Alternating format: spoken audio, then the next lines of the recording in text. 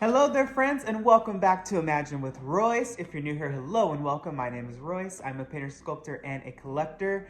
It's that time of year again. It's time for our yearly review.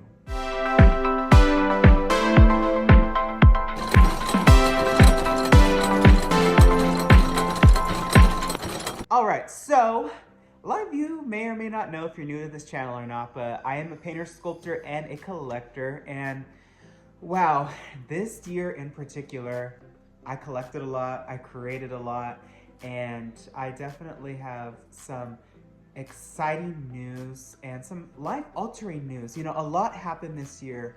I was truly thinking about 2024. And I don't know about all of you, but didn't this year just go by like that? It was, what, Thanksgiving not that long ago, and now it's already almost Christmas. The days, I don't know if it's just because it's getting dark sooner, but time just is flying by. And my birthday's next week, which I'm really excited about. And I'm just so grateful and thankful for this time and all the projects that I was able to work on this year. I think for me personally, what was my favorite project, oddly enough, would have to be the witch, the hag.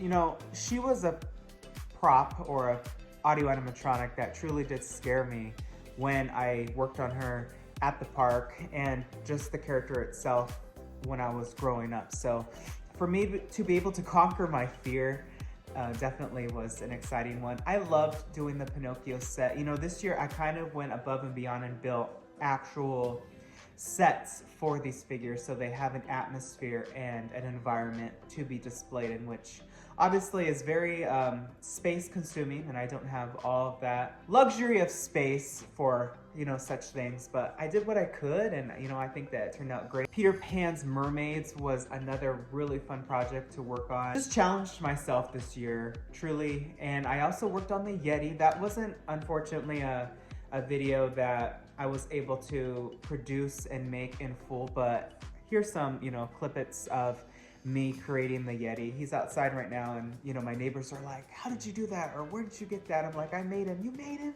I'm like, yeah.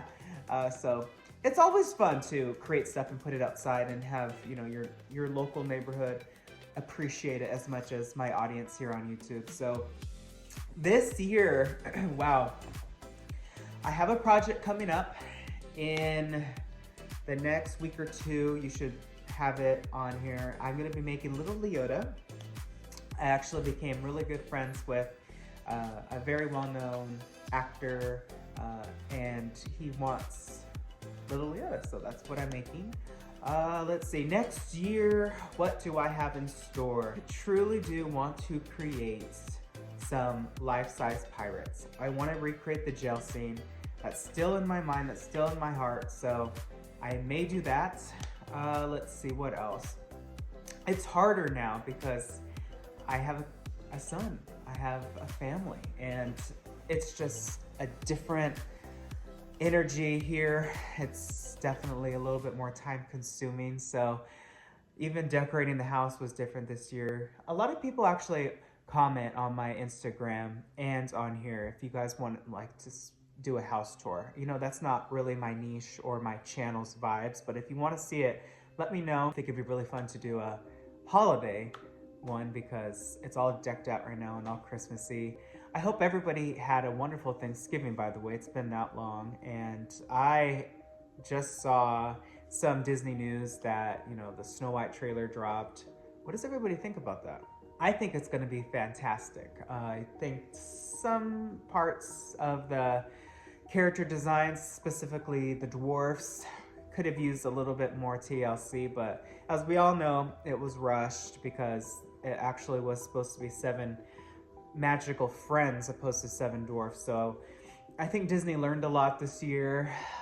Things that I am hopeful for next year is The Devil Wears Prada 2, Maleficent 3, HP 3, which would be amazing. Yeah, Agatha season 2. I loved Agatha this year. I think that was a fantastic series. I think that Disney took too long, personally, to bring it to the screen. and I hope that it doesn't take another 2 to 3 years to get season 2. Let's see. I do actually have to address some comments because people are like, okay, what happened that was so life-altering in Pinocchio's daring journey? And again, just I ask that you please respect that that was very personal, very emotional, and I'll tell it one day, but not yet.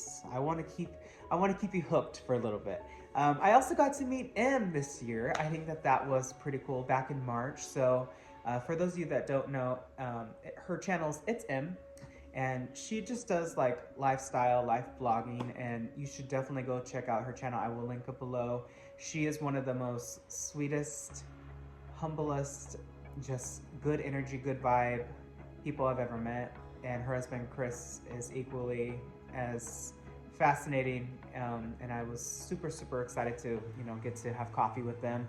They're coming back this year, which I'm really excited, so hopefully I can host them here at the house. I think becoming a dad was the highlight of the year for me. I never thought I would be a father. I never thought that I would want to be a father. I never thought I would be a father, and here we are. And boy, oh boy, it's a lot of work. It's something that nobody, I think, could ever prepare you for. There's not a book out there. There's not a quote out there. There's not anything out there besides experience that could prepare you for this. This is also my dog Pongo's 14th Christmas, so that's really special. And this is our second Christmas in this house. The first Christmas we moved in here December 20th of 2023, so it's been pretty much a year, and we're still not done. It's gonna take me years to complete this house and decorate it, but I am pretty satisfied with what we were able to do in that year, and just create a family, make a family, having the family come over and see the house and see all that we've done, and I'm just very grateful for everything that I have, all that I've done, been able to do, and trips to Disneyland this year are always really fun. I do hope that everybody enjoyed the extended queue for the Haunted Mansion. I think that it turned out fantastic. I do want to say one thing. The vase behind me, I had first, okay? I noticed that this vase was in the queue of the Haunted Mansion. They actually have 2 of them, and they repainted it. This is the original color that they came in. I had it first. I think that it turned out majestic and fabulous, and I think that it was much needed. I think somehow, some way, the Imagineering team needs to figure out what they can do with some sort of extended queue for Pirates, just because this is kind of an evolving situation at Disney, right? Where they are truly catering to the rich and famous. And I am just gonna go on a little tangent here before we end, because I want to end on a good note. But I will say that my last few experiences at the parks were very disappointing, because if you want to skip the line, you could just pay. But I don't think that's what Walt's intention was when he built Disneyland. I don't think that was the mindset in his mind. He wanted kids and parents to enjoy it of all incomes, for lack of a better word today. And it's just been so not thought of from the guest experience. It's more thought of from money and a business viewpoint, when Disneyland should always be a creative viewpoint. Obviously, I understand it's a business, but I don't know. I just miss the days of Fast Pass. I've never really been one for change, and obviously Disneyland will never be complete. However, change in a good way, change in a guest satisfactory way. I did see the art for the 70th castle, and I'm gonna just also go off on a little tangent here. I was able to be at Disney during the 60th. That was actually when I was able to enter into the Imagineering Anaheim kind of world and see not the Christmas toppers, the toppers for the 60th, and seeing how they were pasting on the silver leaf and then gluing on every single one of those gems for the castle by hand. And to see that it's only getting a medallion for an even bigger birthday is disappointing. I think that the 60th castle was fabulous. I think that the 50th castle was even more beautiful. Disney, corporate, whoever I need to address, let the Imagineering team decorate it to their full potential. Do not hold back their creativity because the guests deserve it. They're paying more now than ever, so they definitely should get what they're paying for. And a medallion, I'm sorry, it's a beautiful medallion and the flags are nice, but you know more than ever what that castle deserves at every single major decade birthday, which is a full layover. So that's just my tangent. Moving forward, I am really excited for the expansion of all things Disney, and I'm really hopeful that Pandora comes and we get like a Rapunzel or even Frozen Land. I think that that'd be pretty cool to see at the parks. But that is it. That is kind of my year in review. What figures do you want to see be made next year? Let me know. Like I said, I am working on Little Leota coming up. She'll either be sometime in December or she'll be the first project of 2025. Can't believe that. So stay tuned. Stay tuned, dreamers. I wish you all a wonderful day.